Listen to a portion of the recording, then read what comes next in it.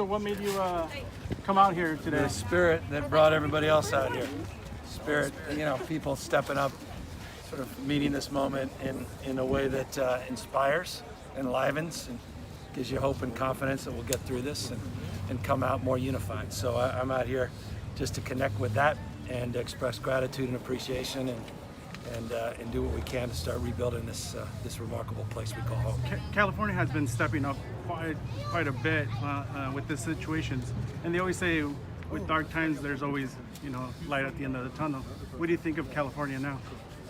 Look, the overwhelming majority of people have acted with decency and honor, with civility, and that includes the protesters themselves. There are exceptions, people taking advantage of other people, taking advantage of people's fears and anxieties, and we got to call that out.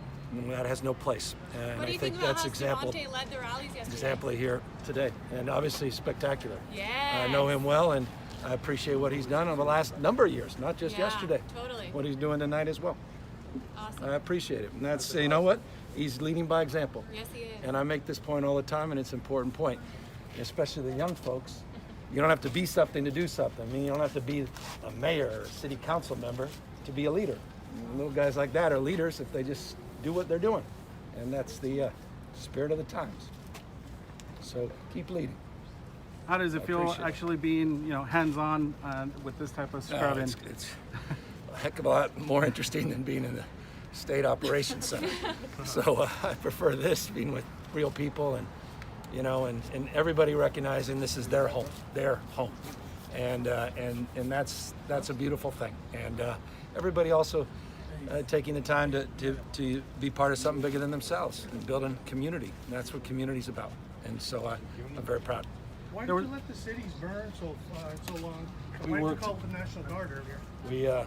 We work with the mayors, and we did early, and we were able to distribute a lot of those assets all across the state, but we worked bottom up with local electeds, and we were doing that, and we worked our tail off to get folks out there. That's one piece of it. I know it's symbolic, but the substance is the mutual aid and all the support at the community level. So if the media or you could explain that a little bit more regularly to understand that there's a platooning or layering system that can happen, it would alleviate a lot of the anxiety that we have out in the field of watching our cities burn, that it's essentially incompetence of the local mayors that are not taking care of the problem. I don't think so. Everybody's. I don't think so. Well, we're seeing looting everywhere, right? I mean, let's not all pull out. Are you content with doing this. how the nights went from Sunday to yesterday?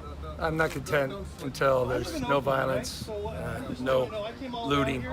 I'm not content until we come back together and the spirit that brings all these folks here together, and including the spirit that brings me together, and that is to get to work. So I appreciate you. Let's get back to work. And by the way, this is the hardest worker right there. Stop. That's the face. I appreciate you being out here, Governor. Thank you. Yeah. So.